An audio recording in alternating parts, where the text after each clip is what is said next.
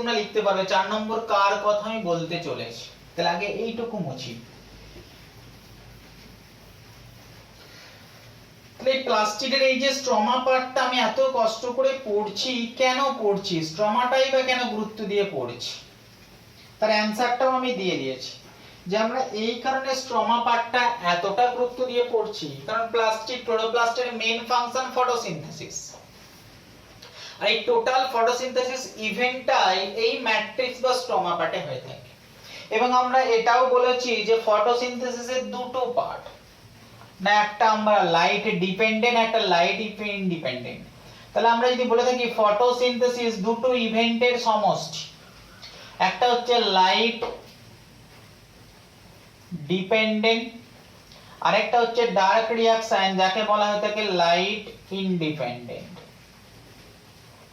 তাহলে লাইট ডিপেন্ডেন্টটাকে আমরা light reaction বলে থাকি আর লাইট ইনডিপেন্ডেন্টটাকে আমরা ডার্ক হিসাবে ধরে নিয়ে থাকি।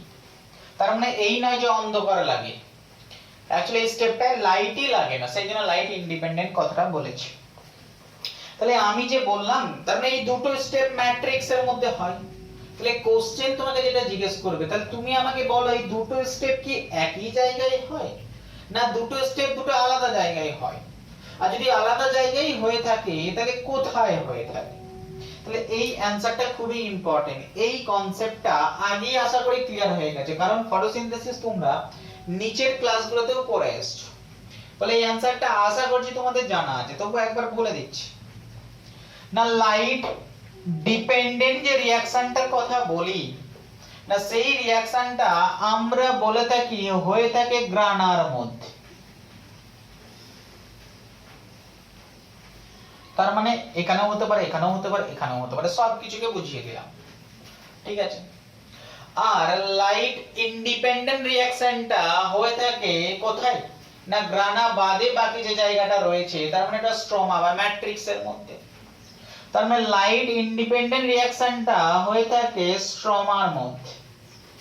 তাহলে এই জায়গাটা ফার্স্ট তোমাদের ক্লিয়ার রাখতে হবে, ডার্ক রিঅ্যাকশন হয়ে থাকে স্ট্রমার মধ্যে, লাইট রিঅ্যাকশনটা হয়ে থাকে গ্রানার মধ্যে। এখন একটা কোশ্চেন হতে পারে না যে লাইট রিঅ্যাকশনটা গ্রানার মধ্যে হলো তাহলে লাইট ডার্ক রিঅ্যাকশনটা গ্রানার মধ্যেই কেন হলো না, পাশাপাশি একই জায়গায় হয়ে যেত, অসুবিধা কি ছিল। দুটো দুটো ডিফারেন্ট জায়গায় হওয়ার কারণটা কি, কি এমন জিনিস হতে পারে। ডার্ক রিঅ্যাকশনটা গ্রানার মধ্যে না হয়ে স্ট্রমার মধ্যে হলো কেন। তো সায়েন্টিস্টরা একটা জিনিস দেখলো যে অ্যাকচুয়ালি স্ট্রমার মধ্যে ডার্ক রিঅ্যাকশন হতে গেলে কি কি জিনিস লাগে সেটাকে খুঁজে বার করি। ডার্ক রিঅ্যাকশনটা হতে গেলে কি কি জিনিস লাগে যখন সায়েন্টিস্টরা খুঁজতে গেল দেখলো কোন একটা ডার্ক রিঅ্যাকশন হতে গেলে মেইনলি চারটে জিনিস খুবই দরকার, যে চারটে জিনিস ছাড়া ডার্ক রিঅ্যাকশন হওয়া সম্ভব নয়। তাহলে তার মধ্যে সেই চারটে জিনিস কি কি। ফার্স্ট কথা যেটা বললো না ডার্ক রিঅ্যাকশন হওয়ার জন্য আমাদের কিছু পাওয়ার দরকার, এনার্জি দরকার, যাকে আমরা অ্যাসিমিলেটরি পাওয়ার বলে থাকি।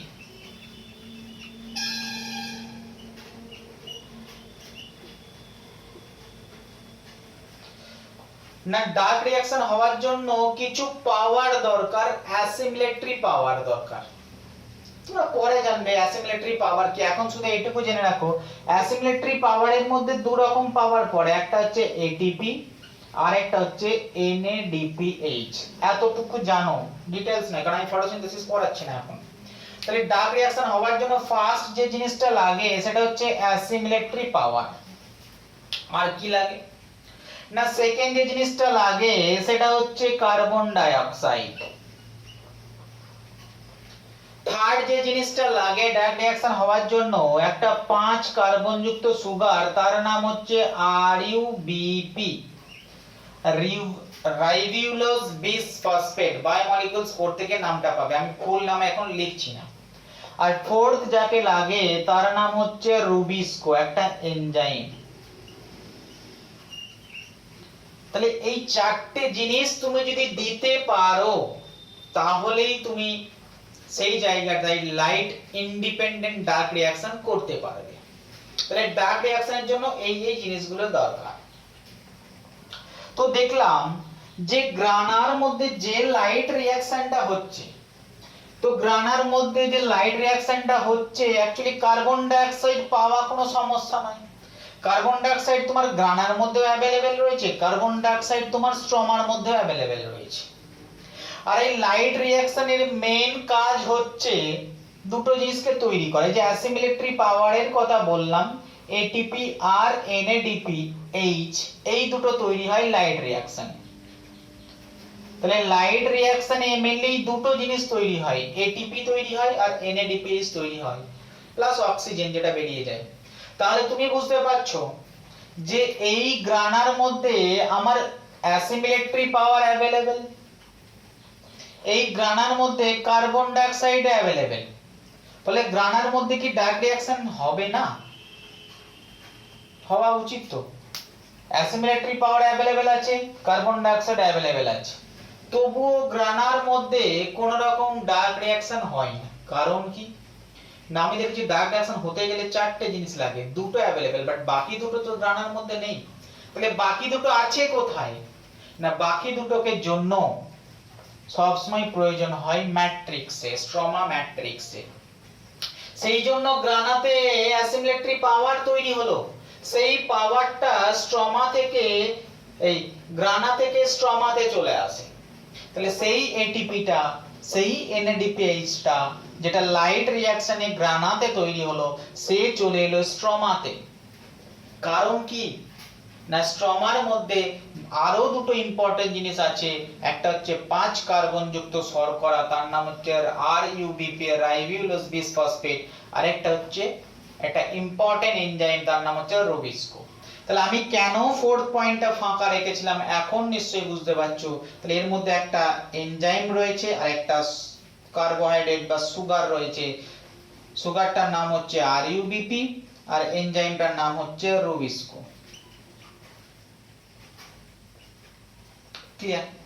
এখন এই যে রুবিস্কো বললাম, এখানে একটা কোশ্চেন তুলে দেয় না, ক্লোরোপ্লাস্ট আমাদের প্রচুর প্ল্যান্ট আছে বিশ্বে, বলে প্রচুর গ্রেন প্ল্যান্টের মধ্যে ক্লোরোপ্লাস্ট অ্যাভেলেবেল, আর প্রত্যেকটা ক্লোরোপ্লাস্টের মধ্যেই তাহলে রুবিস্কো রয়েছে।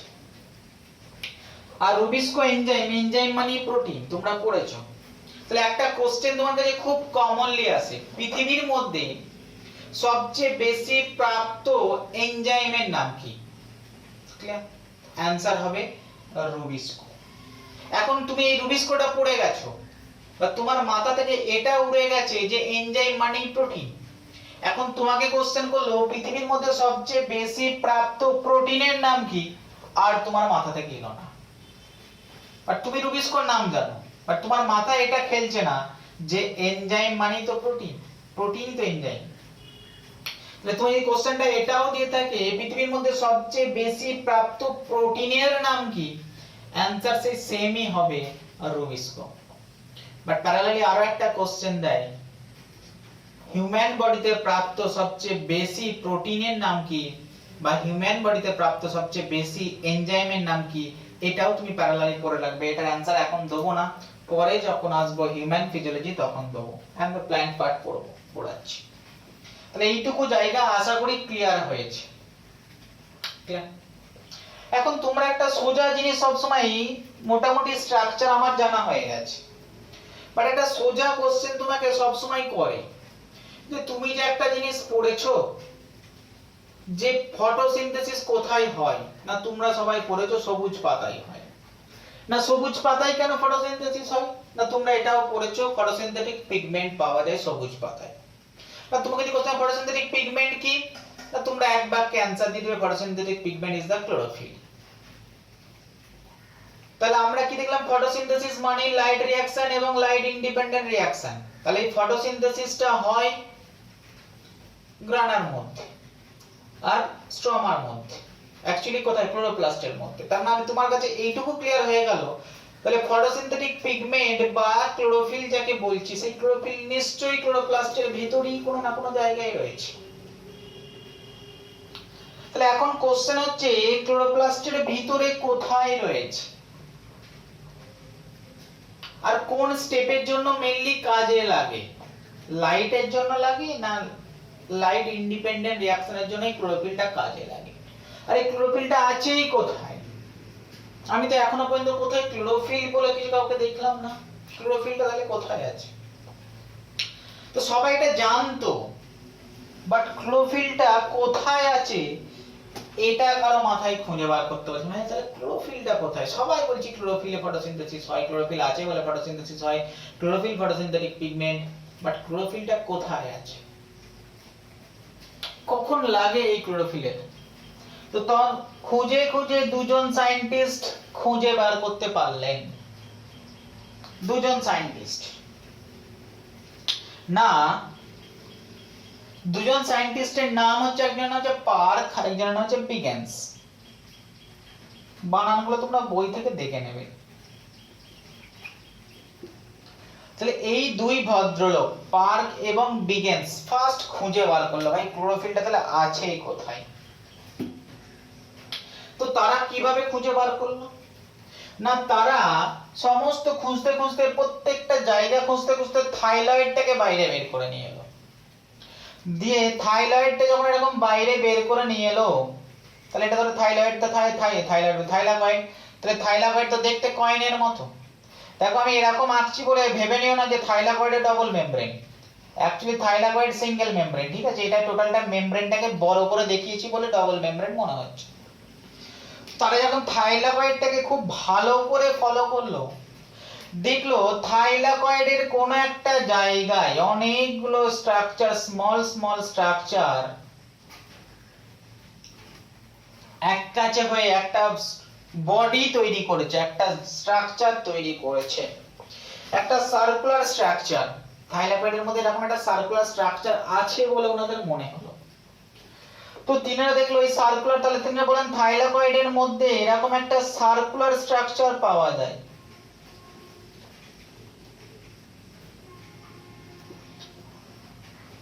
তো ইনারা বলেন এই সার্কুলার স্ট্রাকচারটাই মেইনলি কাজ হচ্ছে একটাই, এই যে লাইট ডিপেন্ডেন্ট রিঅ্যাকশনের কথা বলছি না, এই লাইট ডিপেন্ডেন্ট রিঅ্যাকশনের মেইন কাজ হচ্ছে এই দুটো জিনিসকে তৈরি করা, এটিপি এবং এনএডিপি, যেটা ডার্ক রিঅ্যাকশনে লাগে। তাহলে এই সার্কুলার স্ট্রাকচারটা কি করে না, এই সার্কুলার স্ট্রাকচারটা লাইটকে অ্যাবজর্ব করে, সানলাইটকে অ্যাবজর্ব করে, এবং অ্যাবজর্ব করার রেজাল্ট হিসাবে যে জিনিসটা তৈরি করে সেটা হচ্ছে এটিপি এবং এনএডিপিএইচ, আর এটাই লাগে ডার্ক রিঅ্যাকশনে। এরকম একটা ব্যাখ্যা দিলেন। তার মানে প্রমাণ করলেন, বলার চেষ্টা করলেন এই সার্কুলার স্ট্রাকচারটাই অ্যাকচুয়ালি ক্লোরোফিল। এই সার্কুলার স্ট্রাকচারটাই তৈরি হয়েছে প্রচুর ক্লোরোফিল দিয়ে। প্রায় উনিউনের মতে প্রায় 200 থেকে 300টা ক্লোরোফিল মলিকিউল দিয়ে এই সার্কুলার স্ট্রাকচারটা তৈরি হয়েছে। তাহলে প্রায় ওনার মতে 200 থেকে প্রায় 300টা, on an average 230 chlorophyll molecule দিয়ে এই সার্কুলার স্ট্রাকচারটা তৈরি করেছে। আর এই সার্কুলার স্ট্রাকচারটাই অ্যাকচুয়ালি লাইট রিঅ্যাকশনে লাইটকে অ্যাবজর্ব করে, দিয়ে অ্যাসিমিলেটরি পাওয়ারকে তৈরি করে, যে পাওয়ারটা স্ট্রোমাতে যায় এবং ডার্ক রিঅ্যাকশনটা কমপ্লিট করে। সুন্দর ব্যাখ্যা, সবাই মেনে নিল। বলে তাহলে নাম দাও, স্ট্রাকচারটা কি নাম দেবে? তাহলে স্ট্রাকচারটা তো কোনো না কোনো নাম তোমাকে দিতে হবে।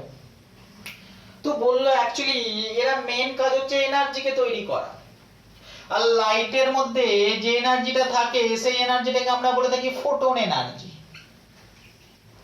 ঠিক আছে? আর ফোটনের এনার্জিকে আমরা কি হিসেবে ডেকে থাকি না, কোয়ান্টাম ফিজিক্স। কোয়ান্টাম ফিজিক্স কথাটা শুনেছো না, কোয়ান্টাম। তাহলে কোয়ান্টাম হচ্ছে এনার্জিকে প্রকাশ করে। তো এটা একটা স্ট্রাকচার, আমি আগেই বলেছি জুম বলে একটা ওয়ার্ডের কথা তোমাকে বারবার বলেছি। জুম মানে হচ্ছে স্টেবল বডি। তো যদি কোন স্ট্রাকচার কোন একটা জায়গায় পার্মানেন্টলি থেকে থাকে, শেপ চেঞ্জ করে না, সবসময় এরকমই থেকে থাকে, তাহলে সেই স্ট্রাকচারটাকে আমরা জুম বলতে পারি। তাহলে আমি কি বললাম, ওনার মতে এটা একটা জুম, একটা পার্মানেন্ট স্ট্রাকচার না, যে স্ট্রাকচারটার মেইন ফাংশন হচ্ছে to absorb the light, quantum এনার্জিকে উনি অ্যাবজর্ব করে এই স্ট্রাকচারটা। তাই তার আগে তিনি এই কোয়ান্টা কথাটা যোগ করে দিলেন, কোয়ান্টাম থেকে কোয়ান্টাম, এবং এই দুটো যোগ করে স্ট্রাকচারটার নাম দিয়ে দিলেন কোয়ান্টাজোম।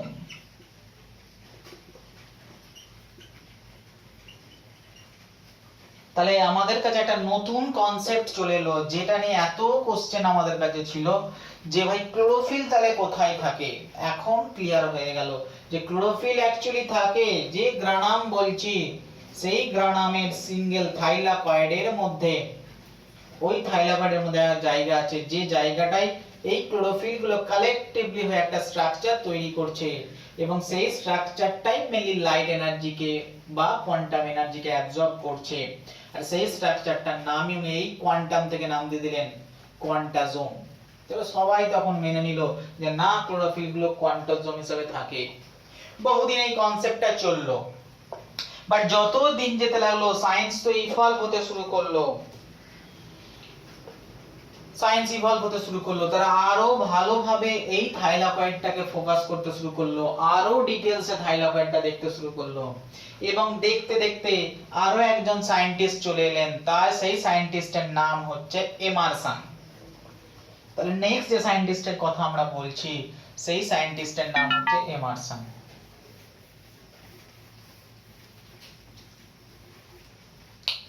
ক্লিয়ার না? এমারসন একটা কথা বলে দিলেন যে ভাই একটু জায়গায় ভুল হচ্ছে।